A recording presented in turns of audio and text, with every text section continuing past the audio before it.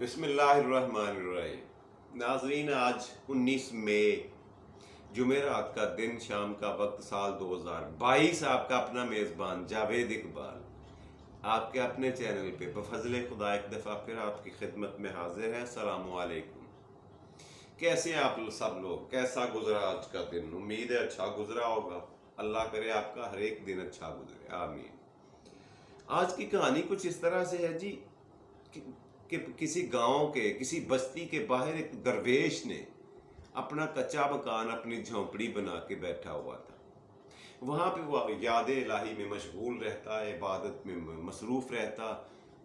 اس بستی کے کچھ لوگوں نے اپنے بچوں کو قرآن اور حدیث کا سبق پڑھنے کے لیے، دینی تعلیمات سے بہرہ مند ہونے کے لیے اپنے بچوں کو اس کے پاس بھجوا دیا کرتے تھے۔ حسب توفیق تھوڑا بہت وہ ان کو بتا دیا کرتا، جتنا کچھ بچے پک کر سکتے تھے۔ کرتے کرتے 2 سے 4، 4 سے 6، 6 سے 8، 10 بچے ہو گئے، لڑکے۔ وہ روزانہ صبح اور شام اس کے پاس جاتے، قرآن اور حدیث کا درس لیتے، واعظ و نصیحت سے بہرہ مند ہوتے اور واپس اپنے گھروں کو آ جاتے اور اپنے کام کاج میں اور دنیاوی کاموں میں مشغول ہو جاتے۔ کچھ ماں باپ کا ہاتھ بٹاتے، کچھ مدرسوں کو یا اسکولوں کو چلے جاتے، جو بھی ان کا کوئی کام ہوتا۔ لیکن ریگولرلی اللہ کے اس ولی کے پاس، درویش کے پاس، دینی تعلیمات کے لیے، واعظ و نصیحت سننے کے لیے، قرآن و حدیث کے بارے میں جاننے کے لیے ریگولرلی جایا کرتے تھے۔ ان میں سے ایک بچہ جو تھا، ان طالب علموں میں سے ایک بچہ جو تھا، وہ بڑے غور سے حرکات و سکنات دیکھا کرتا اللہ کے ولی کی، ان کا اٹھنا بیٹھنا، بولنا چالنا۔ اس کو اتنا پسند آیا کہ اس نے سوچا کہ میں بھی اس طرح کا بنوں، میں بھی ان کو کاپی کروں، بڑا ہو کر میں بھی اللہ کا ولی درویش بنوں، میرے پاس بھی دین کا اتنا ہی علم ہو، اتنی ہی روشنائی ہو جتنی اس بندے کے پاس اللہ نے عطا کی ہوئی ہے۔ اس جیسا بننے کی اس کے دل میں خواہش پیدا ہوئی۔ اچھا، اللہ کے ولی کی ایک عادت تھی۔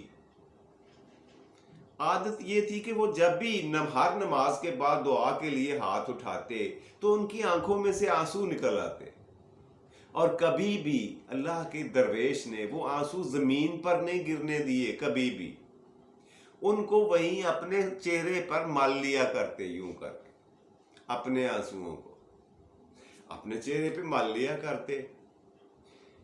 اب وہ جو اسٹوڈنٹ تھا، وہ لڑکا، وہ بچہ، طالب علم جو تھا، وہ بڑے غور سے دیکھا کرتا۔ پہلے تو خاموش رہا، سوال کرنے کی ہمت اور جرت نہ ہوئی، لیکن ایک دن ہمت کر کے اس نے پوچھ ہی لیا۔ اس نے کہا، سر جی یہ بتائیں کہ میں جب بھی دیکھتا ہوں نا، آپ ہر نماز کے بعد دعا کرتے ہیں تو آپ کی آنکھوں سے آنسو نکلتے ہیں، اور یہ بھی میں نے دیکھا ہے، نوٹ کیا ہے کہ آپ نے کبھی بھی وہ آنسو زمین پر نہیں گرنے دیے، بلکہ ان کو اپنے چہرے پر مل لیتے ہیں۔ مجھے اس کی حقیقت بتانا پسند فرمائیں گے؟ اگر آپ برا نہ مانیں تو میرے علم میں اضافے کے لیے یہ فرما دیں کہ اس کی وجہ کیا ہے۔ اللہ کے درویش نے اس اسٹوڈنٹ کی بات غور سے سنی اور اس کی تھپکی دی، اس کی پیٹھ کے اوپر ہاتھ پھیرا، سر پہ ہاتھ پھیرا پیار سے، اور کہا، بچے، میرا عقیدہ اور ایمان ہے کہ اللہ کی محبت سے میں نکلے ہوئے آنسو بڑے قیمتی موتی ہوتے ہیں، یہ زمین کی نظر کرنے کے لیے نہیں ہوتے۔ میرا ایمان پختہ ہے، میرا یقین اتنا مضبوط ہے، مجھے پتا ہے کہ یہ اتنے قیمتی آنسو ہیں کہ میں اپنے چہرے پہ مل لوں تو بفضل خدا، اللہ کے فضل سے، کرم سے، میرا چہرہ دوزخ کی آگ سے محفوظ رہے گا روز قیامت۔ اسٹوڈنٹ وہ بات سن کے تھوڑی دیر خاموش ہوا، لیکن وہ پھر اسٹوڈنٹ تھا، ایک کے بعد ایک سوال اس کے ذہن میں آتا گیا۔ درویش نے پوچھا، پوچھو بیٹا، اور کیا پوچھنا چاہتے ہو؟ اسٹوڈنٹ نے کہا، سر جی یہ بتائیں کہ چہرہ اگر دوزخ کی آگ سے محفوظ رہ بھی گیا تو باقی کے جسم کا کیا بنے گا؟ خالی چہرے کو آگ سے بچا کر آپ کیا کر لو گے؟ ضروری تو یہ ہے کہ سارے کا سارا جسم محفوظ رہے آگ سے، جہنم سے، اور آپ صرف چہرے کی فکر کرتے ہو، یا تو پورے جسم پہ ملا کریں۔ اللہ کے ولی نے، درویش نے بالکل اس کی بات کا برا نہیں مانا اور کہا کہ میں تمہارے جواب کے طور پر تمہیں ایک کہانی سناتا ہوں۔ دوسرے طالب علموں کو بھی اپنی طرف متوجہ کیا درویش نے اور کہا کہ میری کہانی سنو، میں آپ کو ایک مزیدار کہانی سنانے جا رہا ہوں۔ بات یہ ہے کہ کسی پرانے وقت میں ایک ملک میں کوئی بادشاہ حکومت کرتا تھا۔ بادشاہ بڑا نیک دل اور رحم دل آدمی تھا، بہت ہی شفیق انسان تھا، خلق خدا سے محبت اور پیار کرنے والا تھا۔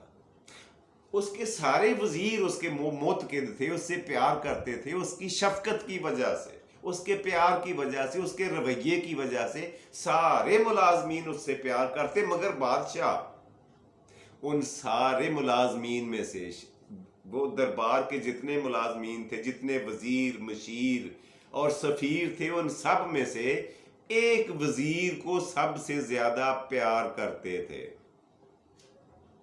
ہر خوشی غمی میں اسے شریک کرتے تھے اور ہر مشورے میں اس سے رائے لیا کرتے تھے بادشاہ سلامت۔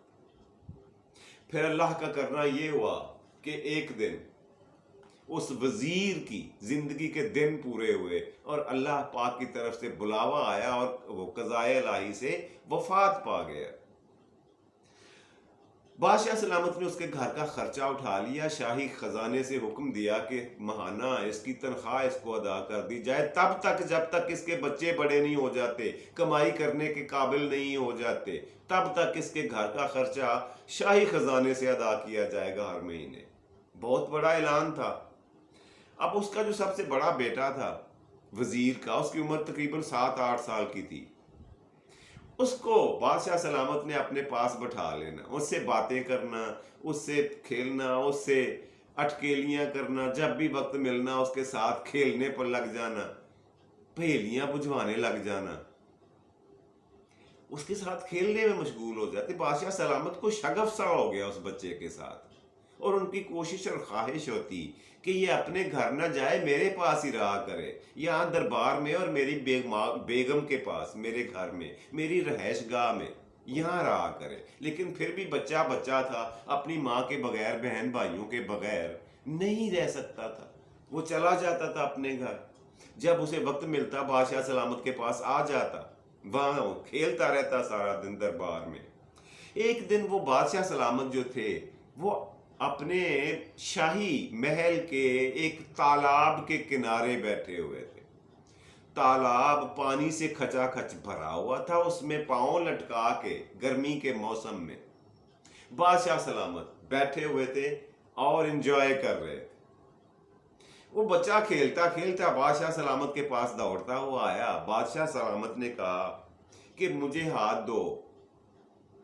ہاتھ دیا بچے نے، تو 2-3 انگلیاں پکڑ لی بادشاہ سلامت نے اس بچے کی اپنے ہاتھ میں، صرف پہلا حصہ، پہلی پورے، یوں کہیں کہ یہ اتنا سا حصہ اپنی 2 انگلیوں میں پکڑ لیا اور بچے سے کہا کیوں نہ میں تمہیں اس تالاب میں پھینک دوں اور تم خود ہی ڈوب کر مر جاؤ گے۔ اب اس بچے نے کہا ایسا ہو نہیں سکتا، پھینک دے مجھے۔ اس نے ہنسنا شروع کر دیا۔ بچے نے کہا لگایا، خوش ہوا، ہنسنا شروع کر دیا۔ بادشاہ سلامت نے بڑی حیرت سے پوچھا، بچے میں نے تمہیں یہ کہا ہے کہ میں تجھے تالاب میں پھینک دوں، تمہاری زندگی اور موت کا مسئلہ بن جائے گا، اور تمہیں یہ بات تفکر میں ڈالنے کی بجائے خوشی میں ڈال دیا اس بات نے، اس کی وجہ تو بتاؤ۔ اب اس بچے نے اپنی عقل فہم کے مطابق، اپنی سوچ کے مطابق بہت خوبصورت جواب دیا۔ اس نے کہا بادشاہ سلامت، میرے ہاتھ کا کچھ حصہ، پورا ہاتھ نہ صحیح لیکن کچھ حصہ آپ کے ہاتھ میں ہے۔ ایسے کیسے ممکن ہے کہ آپ مجھے اس تالاب میں اپنے ہاتھوں سے ڈوبنے دیں گے؟ یہ مجھے آپ پر اتنا بھروسہ ہے، اتنا توکل ہے، اتنا یقین ہے، اتنا اعتماد ہے، اتنا اعتبار ہے کہ آپ مجھے اس تالاب میں ڈوبنے نہیں دو گے۔ بے شک آپ کے ہاتھ میں میری چند پورے ہیں، انگلیاں ہیں، وہ بھی پوری نہیں ہے، تھوڑی سی ہیں، لیکن آپ مجھے ڈوبنے سے بچا لیں گے، مجھے یقین ہے۔ اس لیے مجھے خوشی ہوئی، مجھے بالکل بھی فکر لاحق نہیں ہوئی، مجھے بالکل بھی تفکر میرے قریب سے بھی نہیں گزرا یہ بات سن کر۔ تو اے میرے شاگردو، مجھے یہ بتاؤ کہ وہ بچہ ایک انسان پر، چاہے وہ بادشاہ تھا تو انسان ہی نا، ایک انسان پر اتنا بڑا بھروسہ کر کے تالاب میں کودنے کے لیے تیار ہو جاتا ہے، تو وہ مالک کائنات، وہ خالق کائنات، وہ قادر مطلق، جس کے قبضہ قدرت میں ہم سب کی جان ہے، تمام جہانوں کا پالنے والا اور پروردگار ہے، اس کے لیے کیا مشکل ہے کہ میرے چہرے کی وجہ سے میرے سارے جسم کو دوزخ کی آگ سے محفوظ کر لے۔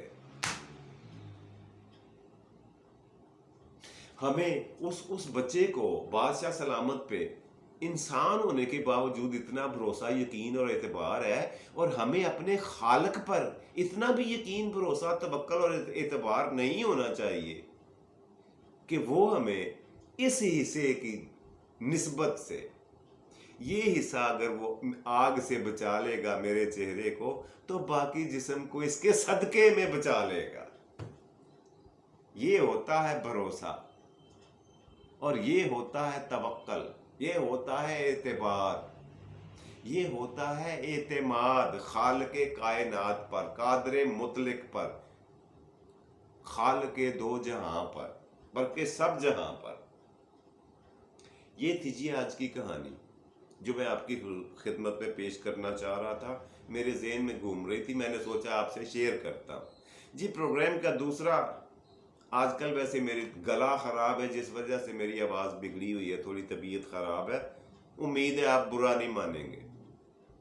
جی پروگرام کا دوسرا اور مزیدار سیگمنٹ، آج کا سوال، پچھلے پروگرام میں نے یہ پوچھا تھا کہ یہ بتائیے کہ پاکستان کا سب سے بڑا میوزیم، عجائب گھر کہاں ہے اور اس کا نام کیا ہے؟ اچھا، کہاں کے بارے میں نے بتا دیا تھا، وہ سندھ میں ہے۔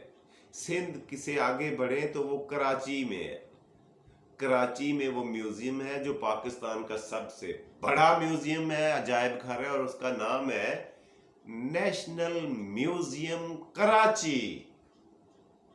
آج کا سوال نوٹ فرما لیجیے، جس کا جواب آپ نے مجھے اگلے پروگرام سے پہلے دینا ہے۔ آج کا سوال یہ ہے کہ یہ فرمائیے کہ جب قیام پاکستان ہوا 14 اگست 1947 کو، تو پاکستان کی کون سی ریاست نے سب سے پہلے پاکستان کے ساتھ الحاق کا اعلان کیا تھا؟ وہ کون سی ریاست تھی، اس کا نام کیا تھا، جس نے پاکستان کے ساتھ جانے کا سب سے پہلے اعلان کیا تھا؟ اس وقت بھی وہ پاکستان کے ساتھ ہی ہے وہ ریاست۔ جی اس کا انشاءاللہ آپ مجھے اگلے پروگرام تک جواب دیں گے۔ پروگرام کا تیسرا، آخری اور مزے کا سیگمنٹ، آج کا شعر۔ جی آج کا شعر آپ کی خدمت میں پیش ہے، وہ شکوے جو میں نے کیے ہی نہیں، وہ شکوے جو میں نے کیے ہی نہیں، ساری زندگی قرض رہیں گے تم پر۔ یہ تھا جی آج کے پروگرام کا تیسرا آخری سیگمنٹ۔ اس کے ساتھ ہی آج کے پروگرام کو ختم کرتے ہیں۔ مجھے اپنے میزبان کو اپنی دعاؤں میں، نیک تمناؤں میں، نیک خواہشات میں یاد رکھیے گا۔ اللہ سبحانہ و تعالیٰ آپ کو آسانیاں عطا فرمائے اور آسانیاں تقسیم کرنے کی توفیق دے۔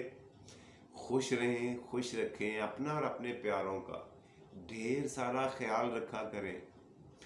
خدا حافظ، گڈ نائٹ، بائے بائے، شب بخیر، شب بخیر۔